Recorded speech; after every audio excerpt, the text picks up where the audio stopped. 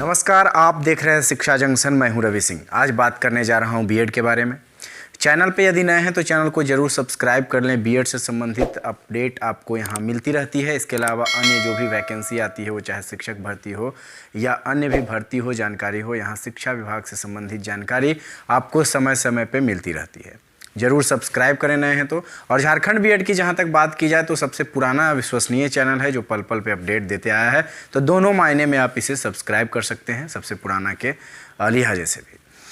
तो आज बात करने जा रहा हूं दो मुद्दों पे कि जो बोर्ड उदासीन इतना क्यों है बीएड के बारे में, और क्या डायरेक्ट एडमिशन हो सकता है, जैसा कि कई महीनों से ये प्रश्न लगातार आ रहा था कमेंट्स के जरिए। अभी कल परसों भी एक दो कमेंट्स मैं देखा तो सोचा कि ये जानकारी देना काफ़ी महत्वपूर्ण है। और ख़ास करके इस समय में जब कोई भी सत्र का काउंसलिंग अंतिम के कगार पर होता है, वो चाहे 19-21 की बात की जाए, उस समय भी लोगों को मैं आगाह किया था, वो चाहे 20-22 की बात हो, चाहे 21-23 की बात हो, तो ये संपूर्ण जानकारी इसमें दी जाएगी। उससे पहले एक चीज़ मैं और कहना चाहूँगा कि आप इस वीडियो को देख रहे हैं, जाहिर सी बात है ये वीडियो मेरा कम से कम तो 7-8 हज़ार लोग देखेंगे चूँकि बीएड का टॉपिक है।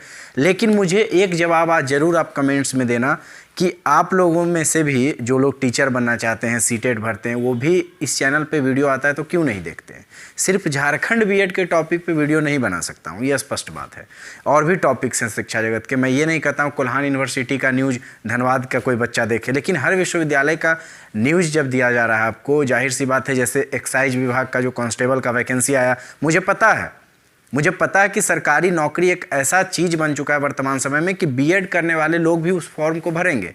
और ऐसा नहीं कि मैं 4 दिन बाद दिया, नोटिफिकेशन बिल्कुल समय पे आया, रिकॉर्ड हुआ, 1-2 दिन बाद मिलता है वीडियो, तो आप देखेंगे उसे अदर चैनल पे। यहाँ पे सिर्फ बीएड की बात देखना है। तो ऐसा शिक्षा जंक्शन न बना था शुरुआत में, न अभी मैं बोलता हूँ कि सिर्फ यहाँ बीएड मुद्दा है, न आगे बीएड मुद्दा रहेगा। आपको मेरी बात अच्छा लगे तो ठीक है, अदरवाइज देखना है तो आप देखिए, हर तरह का टॉपिक आता है, आपको देखना चाहिए। तो बात करने जा रहा हूँ काउंसलिंग के बारे में। तो काउंसलिंग क्यों नहीं हो रहा है, पहले इस पर चर्चा कर लेते हैं। तो लगातार बोर्ड जिस प्रकार से उदासीन रवैया अपना रही है, मैं पहले से भी बातों को रखते आया हूँ सामने कि इंट्रेंस का मामला हो तो सरकार इंट्रेंस नहीं ली 20 में कोविड के चलते। मैं काफ़ी कुछ विरोध वगैरह किया चैनल से। 21 की बात करें तो 21 में ट्विटर पे कैंपेन चलाया, काफ़ी छात्र साथ आए, कुछ छात्र नेता या फिर एक ओबीसी समाज के एक नेता थे, उन्होंने भी समर्थन दिया। लेकिन वो ट्विटर पे आने के बाद भी मामला इंट्रेंस का कहीं कुछ देखा नहीं गया। लेकिन वहीं बात करें कोविड की, तो कोविड 21 में यदि था तो फिर पॉलिटेक्निक का एग्ज़ाम क्यों लिया गया। कोविड यदि था तो फिर आपका जो पारा मेडिकल वगैरह होता है उसका एग्ज़ाम क्यों लिया गया।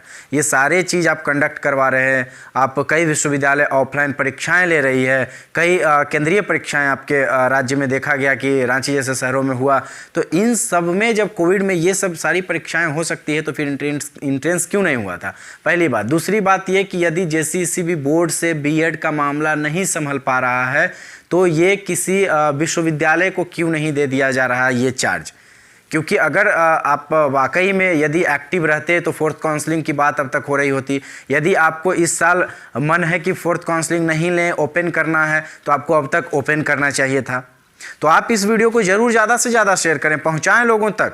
जो अधिकारी बैठे हुए हैं चीज़ों को समझें, बातों को समझें कि विद्यार्थी कितने परेशान हैं। आप लाइक करें चाहे नहीं, एक भी लाइक मत कीजिए इस वीडियो पे, एक लाइक मत कीजिए, मेरा रिक्वेस्ट है।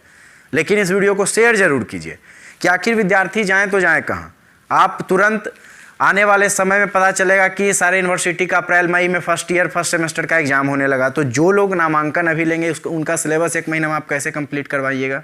तो सवाल कहीं ना कहीं कई तरह के लगातार उठ रहे हैं। इस पे बोर्ड को स्पष्ट करना चाहिए। जिस तरह से आप देख रहे होंगे वेबसाइट पे अभी लगातार देखा जा रहा है कि नीट का मामला हो, ये मामला हो, वो मामला हो, लेकिन बीएड थर्ड काउंसलिंग के बाद कोई नोटिस देखने को नहीं मिल रहा है। एक तरह से बीएड के प्रति कोई मतलब ही नहीं है। एक नोटिस आप जारी करते हैं, उसके बाद लगभग 10 दिन होने वाला है या 10 दिन से ऊपर भी हो गया होगा। तो इतना दिन होने के बाद आपको अगला काउंसलिंग करना है नहीं करना है, एक शॉर्ट नोटिस जारी करना चाहिए कम से कम कि हाँ 14 फरवरी से होगा, 16 से होगा, 18 से होगा। ये चीज़ें स्पष्ट होनी चाहिए।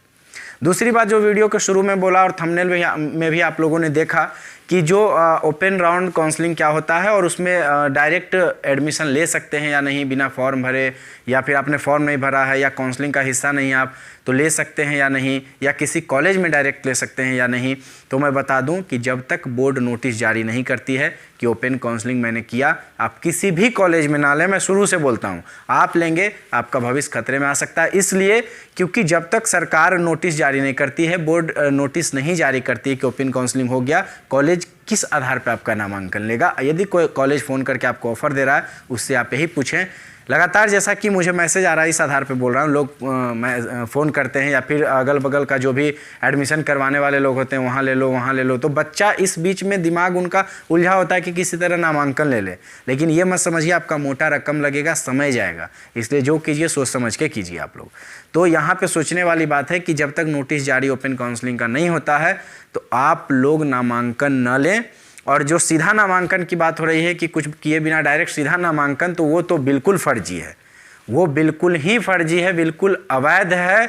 उस तरह का नामांकन झारखंड में होना करके 2019 से जब से एंट्रेंस की प्रक्रिया शुरू हुई, उसके बाद रांची यूनिवर्सिटी ने जिम्मा उठाया, उसके बाद जैसे भी बोर्ड सारा काम देख रही है वर्तमान समय में, तो ये सब जब से होने लगा, ऑनलाइन चीज़ें होने लगी, तो उसमें एक रिस्क हो जाता है।